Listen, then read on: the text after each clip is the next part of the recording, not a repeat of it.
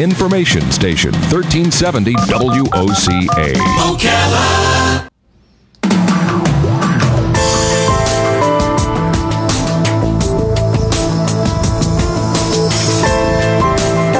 All right, 5 minutes after 11 o'clock. Thank you for tuning in. I just met a beautiful black dog, Rob. Yeah. I just met a beautiful black dog named Maggie. And I've seen Maggie before. Maggie has walked past the window here at the mall. And Maggie is always with Howard Moon. Howard Moon is a longtime friend and listener of this show and this station. And so he was in the studio just a little while ago, and I got to meet Maggie. Now, Maggie is a service dog, and I was asking Howard, why do you have a service dog? Because he's not blind. Howard isn't blind. The service dog can detect a couple of different things. Howard had a stroke at one point, and the dog can detect some of the telltale signs that might lead up to a stroke, like high blood pressure, etc. And I'm not a doctor, so I don't know all the things. That is just so fascinating. Dr. Richard Shlofmitz may be familiar with these kind of service dogs. I don't know. Dr. Shlofmitz is the chairman of the Department of Cardiology at St. Francis Hospital at the Heart Center in Roslyn, New York, not too far from where I grew up, actually. He's going to talk to us about the link between diabetes and heart disease and what makes diabetes patients at a higher risk for heart disease and how that risk can be actively reduced. Good morning, Dr. Shlofmitz. Thank you for being on the air with us today. Good morning. How are you today? Pretty good. Good. Are you in Roslyn right now? I am in Roslyn right now. Where are you from? Merrick. Merrick. Okay, so you might be familiar with St. Francis Hospital, the Heart Center. Yeah, only the name. Only the name. I was too young to really know much. The story I just told on the air about the dog, I never heard about that. Dogs being able to detect high blood pressure. Yeah, no, that's new to me as well. Oh, is it? But basically what we were going to relate to was coronary artery disease, the link between that and diabetes, adult onset diabetes to be specific.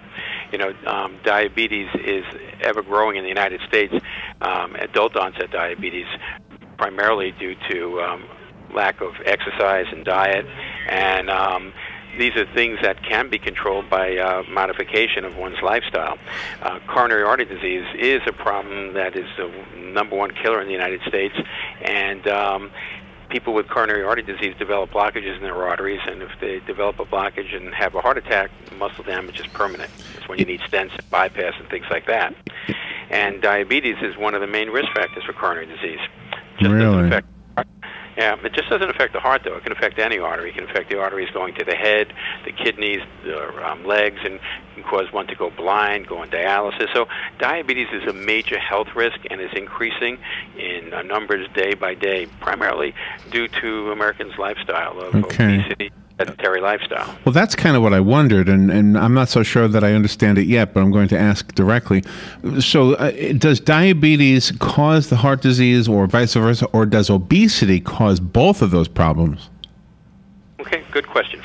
So diabetes causes heart disease by causing a buildup of blockage in the arteries, which then limits flow to the muscle. So it's the diabetes causing buildup of plaque in all your arteries, which is the problem. Now, obesity lets you become diabetic in either if you were genetically predisposed, it'll be more severe, or even if you weren't genetically at risk of diabetes, your body can't handle that adipose to fat and will develop adult onset diabetes. So obesity is one of the major risk factors to developing diabetes, and diabetes itself will cause heart disease. Now, we hear things, and I'm just curious what your response is to this, and I'm sure you've heard it before, that we can reverse diabetes if we have it simply by altering our lifestyle. Is that true, or once we have it, we have to deal with it from that point forward?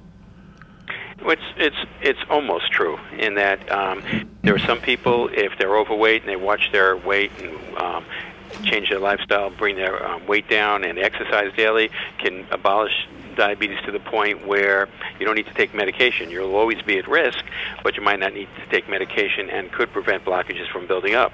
But even if it doesn't abolish it, that coupled with medication will help prevent progression of disease in the heart. And this link, November is Diabetes Awareness Month, and the American Diabetic Association and Medtronic are linking together to bring to light this connection between heart disease and diabetes. And they actually have a pretty good website, diabetesforecast.org. That's diabetesforecast.org, which has numerous articles and links to help describe the symptoms, treatment. You there? Disease. Okay. Yep. You faded out a little bit.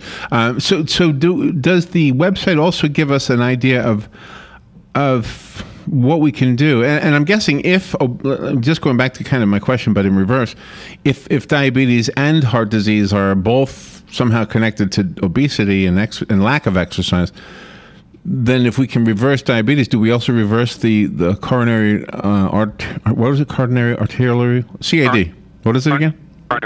Coronary artery disease. Now, that's speculative if you can reverse coronary artery disease. A lot of different studies have been done looking at medications, diet, if you can reverse it.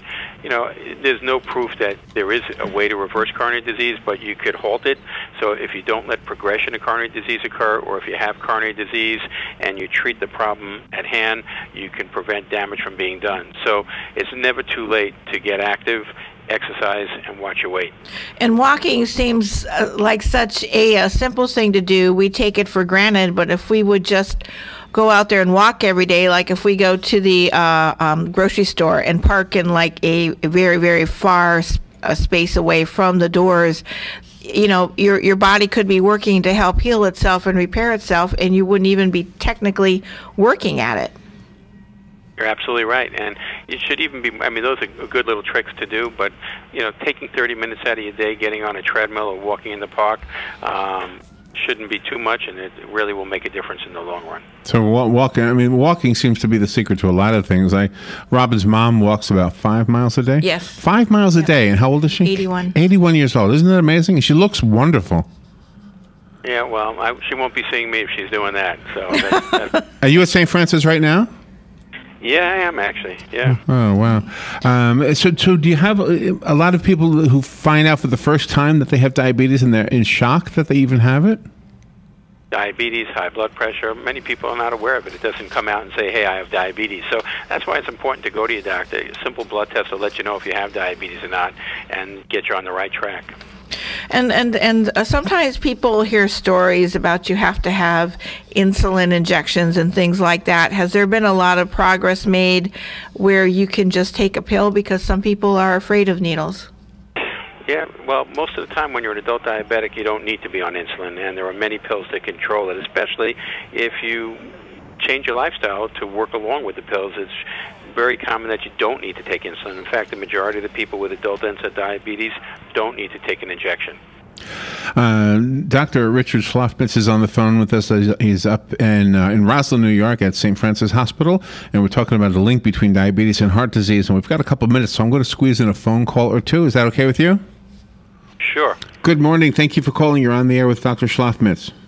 Yes, thank you, and good morning, doctor. Those health mobile units that go around to check your glucose and blood pressure and that, are those tests very reliable? So it depends what test. The test you want to get to see if you have diabetes is a test called hemoglobin A1C. That'll give you a 3-month magnifying glass as to what your sugar was over the last 3 months. If you just get a fasting glucose or a sugar that morning, that's telling you what's happening today, and it really doesn't give you the long-term answer as to what's happening. So on those mobile units, if they're getting this hemoglobin A1C, that's a useful test. Thank you. Thank you. And I think Google announced something this morning. There's some kind of app. I don't know how the world works anymore. Everything can be detected by an app, and now a dog can determine some of these things. Before we run out of time, let's see. The website you gave us was diabetesforecast.org. Was there a slash make the link or something? Yeah, it's diabetesforecast.org, and then there's a slash make the link. So it's /make the link. But if you go to diabetesforecast.org, that'll lead you into the actual site. Okay.